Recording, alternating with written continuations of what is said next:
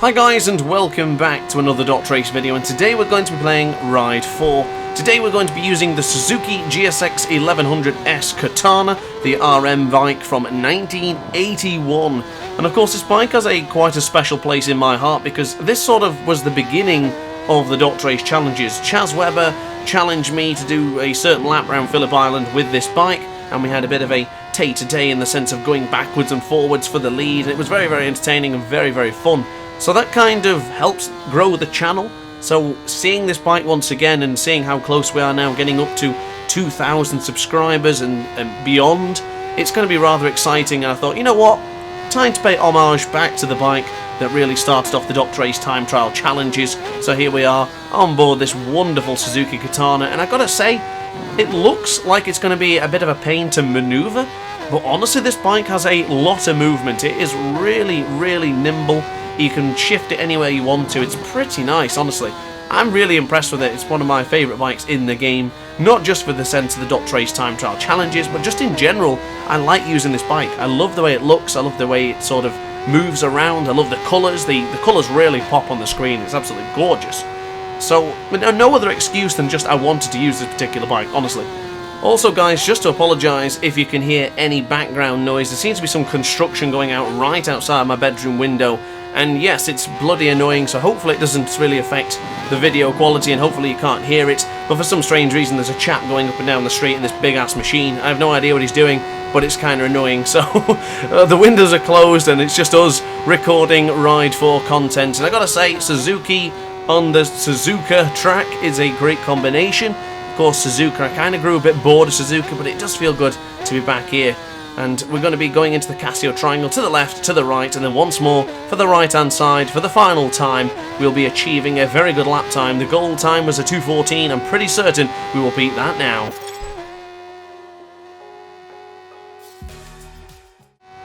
So the next track is going to be Sugo, one of the favourite tracks for me in this game, let me tell you. And this one also has a very special place in my heart because I did the braking guide tutorial video right here in Sugo. When I started the video off, it was going into the first corner, heavy on the brakes, slowing things down. And that video is the most successful video on my channel in the terms of views and subscribers coming from. So I don't half bet that probably half of you guys actually came from that video as well. Or maybe even the MotoGP 21 braking guides. It seems the braking guides have had a lot of traction, excuse the pun.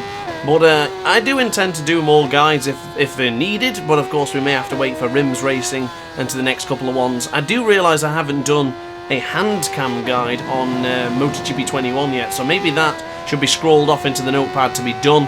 But of course, back to the action at hand. I'm sort of digressing a little bit, braking roughly about 150 metres away from the right-hander of the horseback corner here for Sugo. Lovely tight apex on board the Suzuki Katana. Absolutely adore this machine, and this track is a great combination. If you want to try any bike out, chuck it into Sugo and see how you fare going into some of these corners. Of course, this is the fast variant, so we'll be going onto the right-hand side of the tyre now for quite a long time. Keep an eye on the bottom right-hand corner of your screen there for the acceleration. You can see that super smooth acceleration, then ready to go, full application, full throttle, and then absolutely go for it. Across the line, we will go in a moment's time, absolutely smashing the gold lap time. So the last portion of the video is upon us, and it's now time to do many calls to tackle the French Grand Prix. But first, I'm going to give the AI a little bit of a head start, because of course, the AI absolutely sucks here in Manicours. I don't know why, but they are pretty pants. So we are going to give him a 20-second head start. So check your watches, keep an eye on the right-hand side of your screen there. 18 seconds, 19 seconds, and 20 seconds away we go. So 23, 21 seconds, 20 seconds gap it is roughly. It's just sort of working itself out. It's roughly about a 21-second advantage we gave the AI. I think if they can't win after 21 seconds, then Lord Almighty, they need their head feeling. Ran it a little bit wide going into Estoril, but I'm sure we can sort things out as we go up to Adelaide in a moment's time. So of course, 19 seconds, 0.8 down. We still have plenty of lap times to tackle it, but I'm pretty confident that we're going to get them by probably lap, maybe the final lap, or potentially the penultimate lap, depending how quick I go. But with this bike and knowing how good it handles and how well I like it, let's see what we can produce right here today. And I don't know why in the bottom right hand corner it's just telling me I've only done 1 mile on this bike, because that is a absolute lie. I've done around 50 miles on this Suzuki Katana. I'm pretty certain of it. As we now go on to the left hand side, surely nicely and smoothly going into the 180 degrees corner. Onto the right hand side now for turn 10. Be careful not to touch the rumble strip on there, because it can sometimes just give you a little bit of a slip coming on the right hand side, but it's quite okay for us right now. Going into Imola for the right hander, and then to the left hand side for turn 13. Easy corner to make mistakes on, and let me tell you, I have done in the past, so be warned going into that particular corner, or section of corners, let's say. Now we're going to bring on the power once again and get underneath the circuit Manicourt sign and get onto the left hand side. Our first victim will be Alain Cordonnier, as we'll go into the right hand side. His home track, and he is pretty much the back marker in a moment's time. He looks like he's on a much slower motorcycle, as he, wow, he really cut us up in the corner there. I don't think he expected a lunge. I don't think he expected someone being 20 seconds behind to just appear so abruptly as we go into the Grand Courbray for turn 1. Flick onto the right hand side for turn 2. Just caught the corner a little bit there, but thankfully no penalty time was given, as we are going into Estoril for turn 3, and we've already taken roughly about 6 seconds away.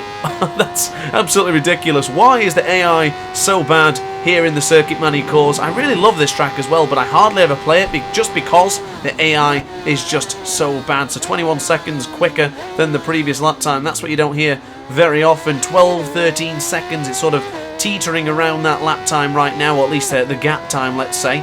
As we, random wheelie is given right there in that corner. Now I do understand it's the controller that's giving me that sort of random wheelie. I don't know if that's true, but it seems to be the same controller every single time I use it. These DualShock 4s are probably taking an absolute hammering, so maybe it is time to eventually move over to the DualShock 5, but I'm sort of unsure because I'm so strong with the DualShock 4. Maybe I should just stay with it, or should I learn the PS5 DualSense controller? There's so many questions and not enough answers. I guess I'm just going to have to try it. Maybe we'll do a video on that very, very soon. But going into the Chateau d'Eu, right behind Lady, or Lady, I don't know how to pronounce that. It's a Chinese name, Lady. I went for it, I tried. Excuse me. We're now moving up into 10th position as we have Gaulle de Jeans just a little bit ahead of us. Onto the right hand side, another fellow Suzuki Katana favourite as we dive up on the inside. Beautifully done there, and we now cross the line with another fastest lap timer, which will be the fastest lap timer, the 1:41.353. Onto the left hand side we go for turn 1. Suzanne Gobert is our next target as we go into the right hand. Boojang bin gone! Boojang bin gone! Ladies and gentlemen, I apologise for shouting, but Boojang bin Ghana is back. There he is, Boojang bin Ghana, the Malaysian, the number 86.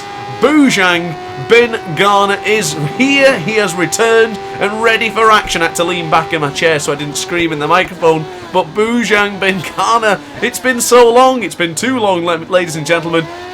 Can I get a Boojang bin Ghana in the comment section down below? God bless Boojang bin Ghana. Now, of course, I've got been totally distracted now for the rest of the video, but Oliver Juteau is ahead of us, the French-Canadian, I'm guessing. Let's see if we can go around the outside, going into the 180 degrees. A little bit too close for comforts, but we'll be able to tackle it around the outside. Oh, he's gone down! Oh! Whoa! Did he drop the front?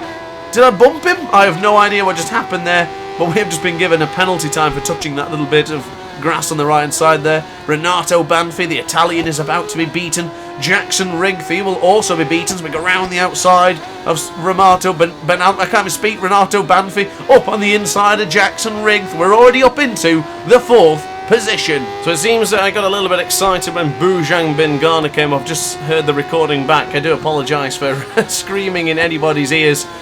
Rest in peace, headphone users. I did change the gain on my microphone recently, so it is a little bit more sensitive to the shouting and the screaming of my high-pitched, dulcet tones sometimes, so my apologies. I'm a bit like Steve Day in MotoGP commentary when he gets excited. Or at least it's not Matt Dunn, I guess, because he gets very, very excited. I'm a little bit on the category of him. But right now, back to the action unfolding. Fabrice Blanchett and Lenny Kwakauko.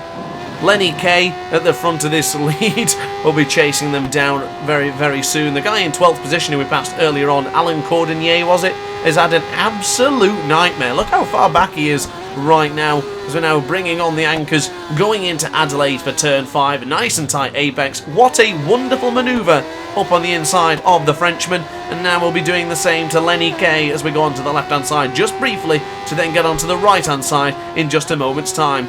Right-hand side we go for the Nürburgring. Beautifully done. Now continue to push forward and brake quite gently onto the left-hand side for turn 9. We are up by now 0.5 of a second already in this lap, and oh, we just touched the apex a little bit too much, and we have just dropped the front. Going into the grass has just completely scuppered our fastest lap opportunity, so we now have given them a 2-second advantage once again. So we'll try our best to try and get back into there and chase them down. So onto the right-hand side we go for Imola, then to the left-hand side. Cut the corner a little bit there, but thankfully no penalty was given as we go onto the right-hand side for Chateau d'Eu for turn 14, alongside Fabrice Blanchett, and we are already ahead, and we only have Lenny Kay to chase down once again. So on the left-hand side we will go, get hard on the brakes here, and we'll dive up on the inside. Potentially good defending, but it's not good enough to stop Dr. Ace. On the right-hand side we'll go to then flick it to the left, and there it is. There is the victory, I'm sure, because there's no chance that they can chase us down in one lap, because I mean they are pretty bad, unless we make another major faux pas, which I don't think so. It's very rare these mistakes come, but I guess a few mistakes have just occurred already in this Grand Prix. So I guess now it's just time to chill out and unwind and just watch the performance unfold ahead of you. So we'll be trying to go for the fastest lap, of course, and I think we're already on a decent amount of pace right now and a good opportunity to take the Grand Prix victory with stunning fashion with the fastest lap on the final lap. So already up by 66,000th of a second as we go into turn 5. Ran it a little bit deep, not as beautiful as we did a moment ago when we got up at the inside of Fabrice Blanchett, sorry. That would have been so much cooler. But here we go, going into the Nürburgring now for the right-hand side. Dropped it down to 4th gear there. Get onto the left-hand side and begin to bring on the acceleration. Hard on the brakes we will go, up by 33,000th of a second, so we halved our advantage, and we're now only up by 33. As we now go onto the right-hand side for turn 10. And I guess, guys, I just need to mention something because the video is almost coming to an over. I got a little bit distracted, but I have now a Elgato 4K 60 capture card, the Mark II variant, so we are all ready and able to go to start recording PlayStation 5 gameplay. Stay tuned to the community posts and we can do some sort of understanding of what games to cover and what games not to cover. But guys, there is a random wheelie once again. Thank you, DualShock 4. As we're now hard on the brakes we go for the right-hander of the complex Delai Chi. Finally going into the final corner. Let's get a nice little bit of a wheelie to celebrate another Dr. Ace victory. So guys, as always, thank you very much for watching the video. Like, comment and subscribe if you enjoyed. Hit the notification bell to be alerted to every single Dr. Ace upload. And upon that note, guys, thank you for watching and ciao for now.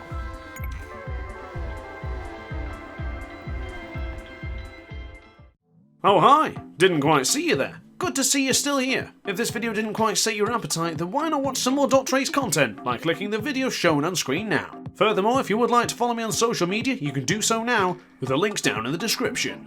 Consider subscribing so you don't miss a single Dr. Ace video.